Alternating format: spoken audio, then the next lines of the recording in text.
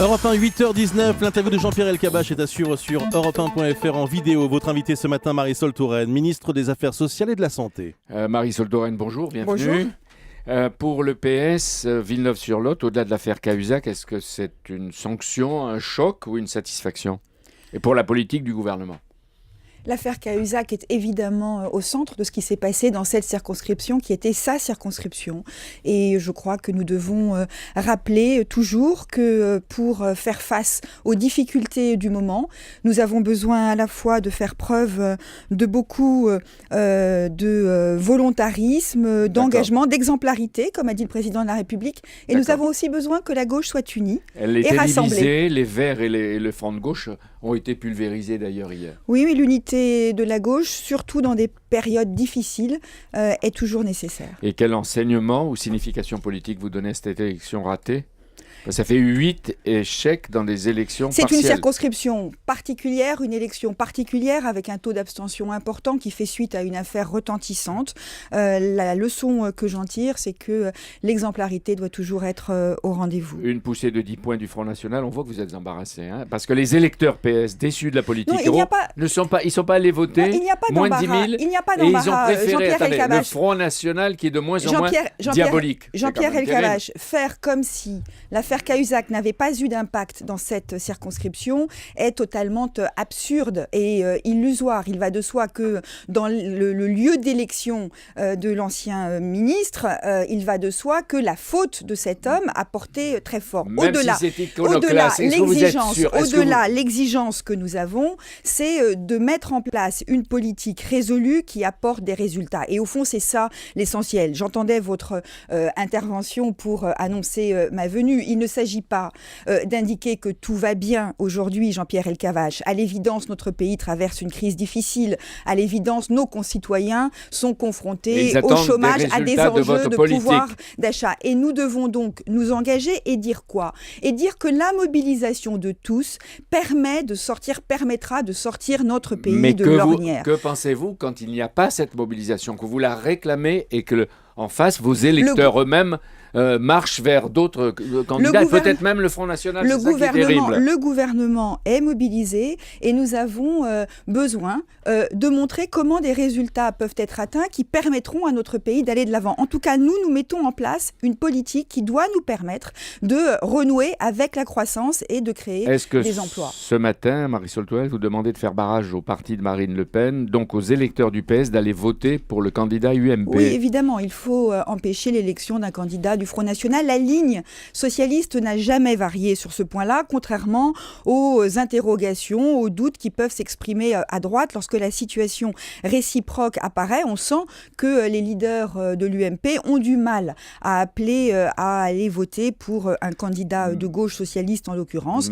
Il faut empêcher que le candidat du Front National puisse l'emporter. Mais naturellement, vous demandez à l'UMP de se souvenir pour appliquer un jour, le jour venu, la réciprocité. Mais est-ce que vous croyez que vos électeurs... Nous le faisons. Vont suivre les consignes de Paris? En tout cas, c'est ce que nous leur demandons et c'est ce que je leur demande. Il n'y a pas d'hésitation à avoir. Le Front National est un parti qui ne défend pas les valeurs de la République. Réforme des retraites. Oui. Apparemment, vous n'appliquerez pas toutes les recommandations de la commission Moreau. Elles n'étaient pas révolutionnaires. Elles n'étaient pas faites pour cela. Mais est-ce que l'on va vers une réforme des retraites à minima? Pas du tout. Quel est l'enjeu, justement? Ça fait des années qu'il y a des réformes des retraites qui se succèdent tous les 3-4 ans et qui prétendent apporter des résultats pour les 2-3 années qui suivent. Les Français sont inquiets. Pour les 20 ans ce qu'il faut, c'est rendre confiance aux jeunes générations dans l'avenir de notre système de retraite dont on ne dira jamais suffisamment qu'il est fort, solide et que comparé à d'autres systèmes qui existent en Europe, il apporte de grandes garanties aux Français. Donc nous avons le devoir, je dis bien le devoir de garantir aux Français que cette solidarité nationale, parce que c'est bien de la solidarité dont il s'agit, cette solidarité solidarité nationale, elle pourra continuer. Pour cela, nous devons inscrire dans la durée notre système, ce qui suppose des efforts. Nous allons déterminer, mais il faut sans doute rappeler aussi que nous sommes dans une meilleure situation que l'Allemagne, par exemple, ou que d'autres pays, parce que nous avons la chance d'avoir une démographie forte. Et donc, je veux rassurer les Français. Des efforts sont nécessaires, des efforts qui sont à la portée de notre pays, mais ces efforts, ils valent la peine d'être assumés parce qu'ils nous permettent de sauver notre système de retraite. Partagés, pas seulement par les actifs. Ces efforts devront être partagés par l'ensemble des Français, mais ils devront être justement répartis et appréciés en fonction de chaque catégorie. Mais vous savez, Jean-Pierre Elkabbach, on peut prendre des exemples, mais la concertation va s'engager et c'est cette concertation qui va nous permettre d'aboutir à la fin de l'été à un texte de loi. Donc il n'y aura pas de proposition ferme avant que la concertation ne s'engage. Vous voulez dire que vous, ministre en charge d'une partie de la réforme, vous n'avez pas de préférence ? Nous avons des perspectives. Ou de conviction. Nous avons des perspectives. Ainsi, je crois qu'il est important de bien comprendre que nous avons besoin... Non, mais on va dépasser le problème. Il y a les enjeux nationaux, il y a la démographie. C'est pas ça. Nous avons besoin de financer notre régime de retraite pour les années qui viennent et en même temps de l'assurer dans la durée et de réparer des injustices qui existent. J'insiste sur la réparation des injustices. Est-ce que je peux vous poser quelques questions précises ? La réforme, c'est la réforme Touraine-Sapin ou la réforme Ayrault, d'abord, pour l'anecdote ? Bon, écoutez, ce sera la réforme Hollande-Ayrault et Touraine pour ce qui est du ministre en charge du dossier. Et quand Michel Sapin sera là, il dira Touraine-Sapin-Ayrault. Non, je ne crois pas. La réforme est attendue au moins sur 2 points. Est-ce que vous allez décider, ou vous avez envie peut-être de décider, de l'harmonisation progressive et déterminée du public est avantagé et du privé ? La question du public et du privé fait couler beaucoup d'encre et beaucoup de salive depuis quelques jours de façon assez étonnante. Il va de soi que la réforme concernera aussi les fonctionnaires. Il n'y a pas de catégorie de Français qui restera à l'écart de la réforme. De quelle façon ça va les concerner ? Ça les concernera comme ça concernera l'ensemble des Français. Mais imaginez que la réforme des retraites à mener serait une réforme de la fonction publique est totalement erronée. Et moi, je le dis très clairement, il n'y a pas de privilégiés aujourd'hui dans la fonction publique. Il n'y a pas de catégorie de Français qu'il s'agisse de montrer du doigt. Nous avons besoin de porter un système de cohésion et de solidarité pour garantir nos retraites. Ils ne manifesteront pas, ou peut-être moins. Mais les régimes spéciaux, RATP, SNCF, est-ce que d'ici à 2025, dans 12 ans, ils auront disparu ?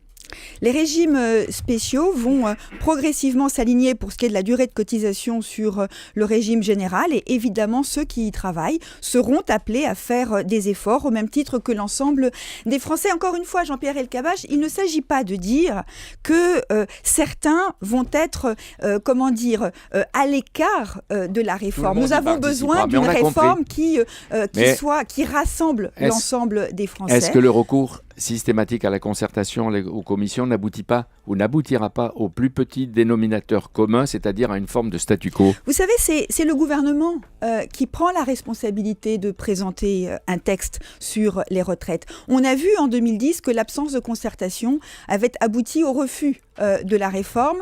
Nous voulons une concertation qui soit approfondie et qui soit confiante. La réforme des retraites, elle est pour quand ? Pour le début de l'année ? Voter, discuter ? À la fin de l'année, le texte de loi sera présenté à la fin de l'été, donc discuté à l'automne au Parlement. Jean-Pierre Raffarin, qui était l'invité du grand rendez-vous d'Europe 1, le Parisien et ITélé, disait hier, il dénonçait votre dialogue social. Il disait il est amputé, biaisé, amputé de la défense des jeunes, des chômeurs et des retraités. Il demande au président, à son Premier ministre et probablement à vous, Marisol Touraine, d'accorder lors de la conférence sociale dès ce jeudi une petite place aux syndicats de retraités.